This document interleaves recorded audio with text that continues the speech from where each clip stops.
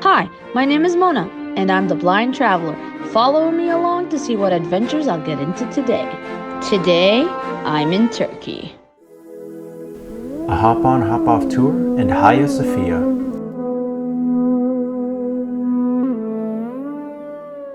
Hey guys, I'm coming to you from public transportation here in Istanbul. We're making our way from Asia to the European side. We're going to Hagia Sophia. I really like it. It's pretty clean. It's pretty awesome. I'm very excited. Okay, stay tuned.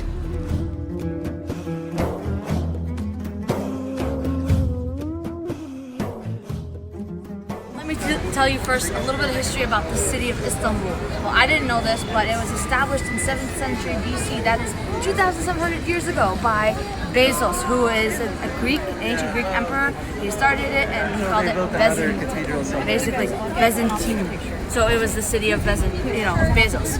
Then it was taken over by the Romans. It was occupied by the Romans in 300 AD, and the Romans took it over, and it was taken over by an emperor called Constantine, and he initially called it Nova Roma, and then after he died, it was called Constantinople. So a city after his name. And then the Ottomans came in, was it 1453? And that's when this building that was a church for over 1,000 years turned into a mosque for around 500 years. One interesting thing I want to start off with is this is what is considered, they called it the belly button of the world. So during the Roman time, basically they thought this was the center of the world and they had conquered it, and so they were very proud of that. But I wanted to bring attention to a few things. First of all, the candelabras. These used to be chandeliers made of candles, and that's why they're pretty low to the ground. Now, another thing that was really interesting about this is that there's still a lot of mosaics.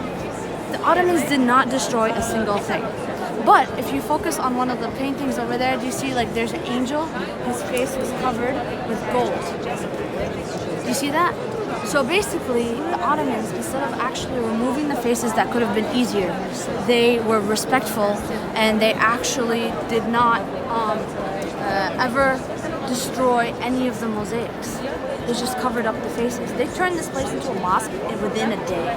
And then they added all the inscriptions, the Arabic inscriptions. This is something that is mind-blowing. And at the top of the dome, so this was actually a unique architectural structure.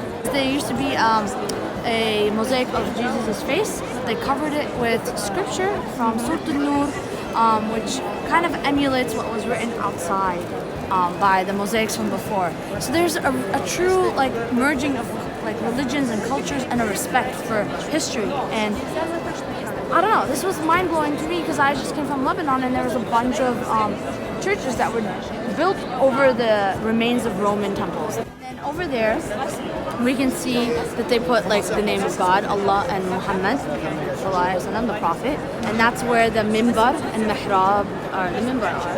Basically, that's where it tells you the Qibla and the guy who would give the sermon on Fridays. And there's a bunch of Quranic scripture all around this area.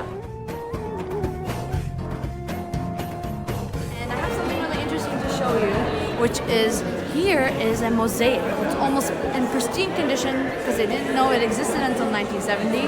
They actually uncovered it. And it's a mosaic of the Emperor Justinian offering the Hagia Sophia church as a gift to Jesus.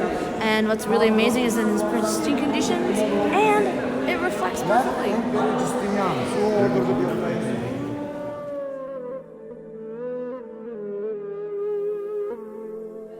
This column has an interesting legend behind it. It's called the crying column because of somehow the temperature and what the marble's made out of, it always feels a little bit wet.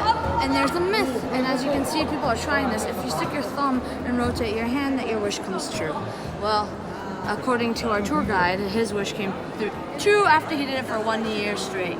But anyways, I thought this was interesting because as human beings, we're always looking for something to add a story to it. With that, stay tuned.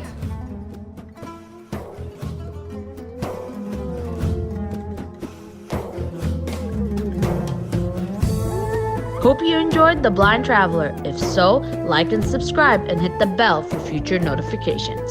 And if you're interested to see how I travel as a blind person, check out my series, Planes, Trains, and Canes. The link is listed below.